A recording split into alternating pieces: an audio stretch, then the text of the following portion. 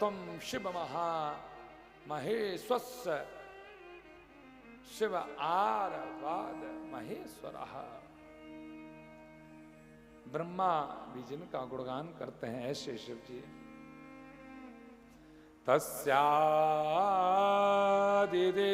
देवस्य मूर्तष्टमयं जगत तस्मिन् व्याप्य स्थितं विश्वं सूत्रे मणि गणा इवः। यहाँ एक वर्णन आया है तस्यादि देव देवस्य, देवों के देव, महादेव को देवों का देव कहा जाता है। लोग कहते हैं ना देवों के देव निराले हैं, महादेव सा कोई देव नहीं, गाते हैं ना। तो महादेव से बढ़कर के कोई देव नहीं है संसार। जो काल हर, कष्ट हर, दुख हर, दारिद्र हर, सर्व पाप हर, हर हर महादेव। अब बताइए कोई ऐसा देव होगा? सर्व पाप हर, कष्ट हर, दुख हर, दारिद्र हर, सभी प्रकार के पाप को, कष्ट को, दुख को हर करके वह भोलेनाथ ले जाते हैं। इससे भी बड़ा और कोई देव हो सकता है क्या?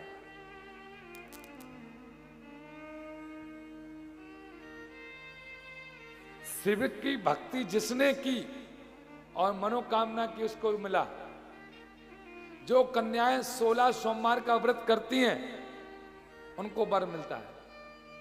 अधिकतर शिव विवाह के लिए हैं। हमारी कन्याएं, हमारी बहन शिव को बढ़िया पूजने के लिए जाती हैं और ये भाव रखते हैं कि भोलेनाथ जी बस अच्छा सा दूल्हा मिल जाए। और शिव से दूल्हा अच्छा मिलता है, सुंदर। भले ही हमारे भोले बाबा नंग धुड़ंग हो, भस्मी रमाते हो, लगाते हो, लेकिन भोले बाबा से ज्यादा सुंदर इस संसार में कोई देव नहीं है। भोलेनाथ जी को सुंदर कहा गया है। और सुंदर क्यों है? होना भी चाहिए। जिसके शरीर के ऊपर, बालों पर, उनके शरीर पर चंद्रमा हो। चंद्रमा जिसकी कुंडली में 2 स्थान पर बैठे हो, एक ग्रह कुंडली में लग्न स्थान पर बैठे हो और एक अष्टम भाव में बैठे हो, तो कहते हैं वह इंसान सुंदरता रहेगा। किसी के पति के स्थान पर या पत्नी के स्थान पर चंद्रमा बैठा हो तो कहते हैं कि वह पति भी सुंदर पाता है, और पत्नी के कुंडली के स्थान में बैठा हो तो पति सुंदर पाते हैं। चंद्रमा का जो प्रतीक है वो सुंदरता का प्रतीक है। और चंद्रमा शीतलता देती है। कहते हैं किसी के छोटे बेटे को गर्मी चढ़ गई हो, फुंसी हो गई हो, या थोड़े थोड़े पिंपल शरीर में हो रहे हो, स्वास्थ्य खराब हो रहा हो, तो कहते हैं उसका मामा अगर एक चंद्रमा बना करके चांदी का और या दान कर दे या उस बेटे के गले में पहना देते हैं, तो कहते हैं उसके शरीर की सुंदरता बढ़ जाती है। ये चंद्रमा का प्रतीक है।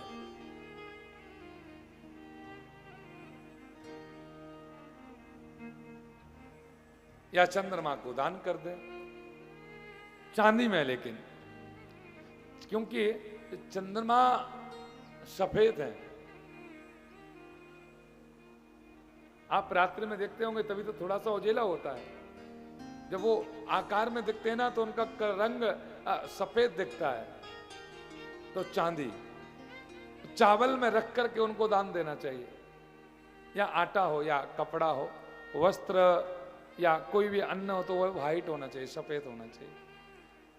गेहूं जब तक पिसता नहीं है, जब तक वह गेहूं का रंग व्हाइट सफेद नहीं होता।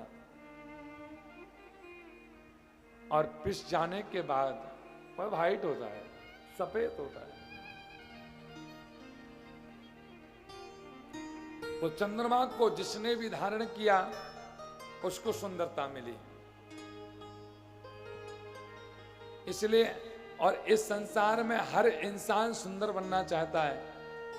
आप सुंदर बनना चाहते हो तो बन जाइए, लेकिन आपको चंद्रमा का आपको जप करना पड़ेगा, तब करना पड़ेगा। चंद्रमा का प्रतीक, हम चंद्रमा नहीं पहन पाए तो मोती पहन लीजिए। मोती भी चंद्रमा का काम करता है। 15 साल के ऊपर के लोगों के लिए मोती 7.5 रत्ती होना चाहिए, इससे कम नहीं होना चाहिए, उससे ऊपर ही होना चाहिए। कहते हैं ना, चांद के अक्ष सूरज की हंसी किरणों में है, नीर के आईने में बहते हुए झरनों में, इन नजरों में तुझे मैं ही में नजर आऊंगा। आप जब चंद्रमा का धारण करोगे तो आपको हर जगह मेरा भोले, मेरा शिव नजर आएगा। आप उसको प्रेम से धारण करो और आगे चल करके श्री महामुनि जी कहते हैं कि भगवान कि कल सुंदर 12 ज्योतिर्लिंग का हम लोगों ने श्रवण किया, और 12 ज्योतिर्लिंग सुनने के बाद कहते हैं कि जो लोग 12 ज्योतिर्लिंग नहीं जा पाए, या आज के समय में बिन पैसे से कोई कहीं तीर्थ पर जा नहीं सकता, तो अपने घर पर वह 12 ज्योतिर्लिंग एक मिट्टी के शिवलिंग पार्थिव को बनाए। श्रावण माह में या शिवरात्रि के दिन या श्रावण के जो एक शिवरात्रि का या नाग पंचमी का दिन आता है, श्रावण माह में भी एक शिवरात्रि का सोमवार आता है, हम लोग उसको शिवरात्रि कहते हैं। उस दिन 12 ज्योतिर्लिंग बना करके उन 12 ज्योतिर्लिंगों का नाम दे करके, और जो भक्त उनकी परिक्रमा लगाते हैं तो कहते हैं ऐसा भाव आता है कि उनको 12 ज्योतिर्लिंग का दर्शन करने का फल मिलता है। लेकिन उन लोगों के लिए जिनके पास में धन नहीं है जाने के लिए, वैसे कर लो आपको भी फल मिलेगा। आपके पास सब कुछ है लेकिन बोले पैसा बच जाएगा, कौन वहां पर जाए। ये जो मन से पूजा करना चाहते हैं ये उनके लिए है। और देखिए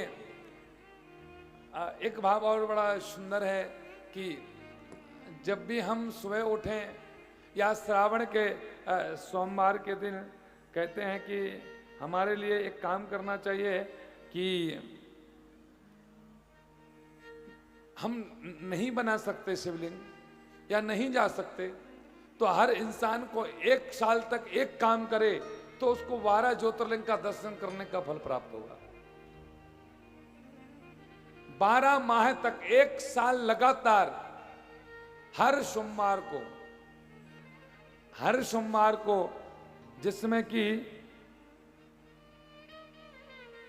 हर सोमवार को 11 बार 12 ज्योतिर्लिंगों का जो नाम लेंगे, उनके लिए 1 साल कंटिन्यू लगातार जो करते हैं उनके लिए 12 ज्योतिर्लिंग की परिक्रमा करने का पूरा फल प्राप्त मिलता है। अच्छा, दूसरी बात, भोलेनाथ जी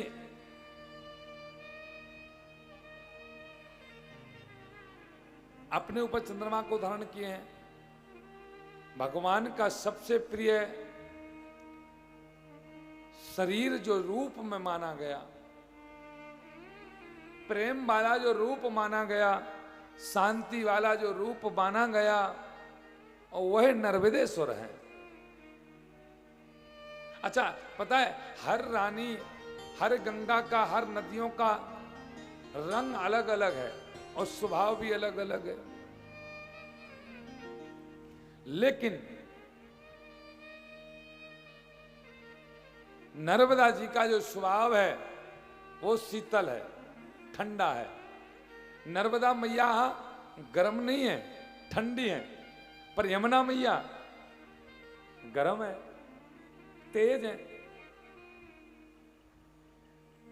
गंगा मैया ठंडी है। पर सरस्वती मां नॉर्मल है, ना ठंडी है ना गर्म है। आप जब भी आप इन नदियों के पास में जाएं, आप जब भी वृंदावन जाएं, जमुना जी का आप स्पर्श करेंगे, चाहे सुबह सुबह स्पर्श करना, तो जमुना जी का जल आपको हमेशा हल्का सा गर्म मिलेगा, हमेशा गर्म मिलेगा। और आप भरी गर्मी के, आप अप्रैल के माह में आप नर्मदा जी में जाना और जल को उठाना आप, तो उस भरी गर्मी में भी आपको नर्मदा जी का जल आपको ठंडा मिलेगा। नर्मदा मैया हमारे लिए ठंडक प्रदान करती है। कहते हैं जिस किसी इंसान के लिए अंदर जलन हो रही हो, गोली खा करके अंदर गर्मी ज्यादा हो गई हो, तो कहते हैं कि नर्मदा जी का जल पिए तो गर्मी शांत हो जाएगी। हाँ, इतनी ठंडक है उनमें। भोलेनाथ जी का स्वरूप अभियाल बताते हैं आपको। नर्मदा जी ठंडी क्यों है, भोलेनाथ जी क्या चाहते हैं, भोलेनाथ जी का स्वरूप कैसा है, भोलेनाथ जी का शरीर कैसा है। भोलेनाथ जी रहते कहां पर हैं? पर्वत पर, जहां पर बर्फ है, ठंडक में रहते हैं। और ठंडक में रहने के बाद और एक बहुत सुंदर विशेषता है, कर्पूर गौरम करुणावतारम संसार सारम भुजगेन्द्रहारम सदा वसंतम हृदयारविंदे भवं भवानी सहकं नमामि। तो भोलेनाथ जी कैसे हैं? कपूर की तरह। कर्पूर गौरम, कपूर को घिस करके लगाओ तो आपको ठंडक देगी, मस्तक आपका बिल्कुल ठंडा हो जाएगा। एक व्यक्ति आया और कहता है सिर दर्द हो रहा है, तो उस इंसान से एक महाराज ने यह कहा, बोले आपको सिर दर्द हो रहा है तो एक काम करो, बोले सिर दर्द की दवा चाहिए, बोले हाँ चाहिए, बोले सिर दर्द की दवा चाहिए, तो कहते सिर दर्द के वास्ते चंदन लगाना है मुझसे। आपका अगर सिर दर्द हो रहा हो तो चंदन लगाइए। पर एक व्यक्ति यह बोला कि चंदन को घिसें, लकड़ी का चंदन हो। आपने तो कह दिया सिर दर्द के वास्ते चंदन लगाना है मुझे, पर इस चंदन को घिसना भी तो एक सिर दर्द है, इसको घिसे कौन? पर थोड़ा सा कपूर डाल करके घिस करके अगर आप अपने मस्तक पर लगाओगे तो आपको शीतलता प्राप्त होगी। वैसे हमारे भोलेनाथ जी हैं, भोलेनाथ जी के लिए प्रेम से अगर आप मनाओगे तो शीतलता से मन जाएंगे, और कपूर को जला दो तो अग्नि प्रकट हो जाता है। वैसे भोलेनाथ जी हैं, जब भोलेनाथ जी का कपूर जलता है तो तीसरा नेत्र खुलता है, फिर वो किसी की सुनते नहीं है।